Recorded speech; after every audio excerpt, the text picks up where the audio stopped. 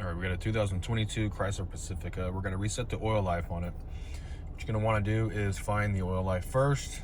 I'm gonna press down. You're gonna go to vehicle info, go over to the right until you find oil life. This one's at 75%, but we did just change the oil in this car. So what we're gonna do now is, we got the car running, we're gonna turn it off. And now what we're gonna do is foot off the brake. 1, 2, okay, it's in run position now.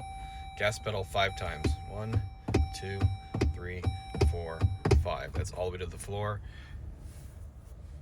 Now we can go over here and check our cluster. I'm gonna press OK, and it'll reset to 100%. You can go and put your foot on the brake, start the car up, and you're good to go. Well, I hope the video was quick and short and straight to the point. If you thought it was, I'd really appreciate it if you hit that like button for me or leave me a comment. I'd really appreciate that, and hope to see you again in another Chrysler video.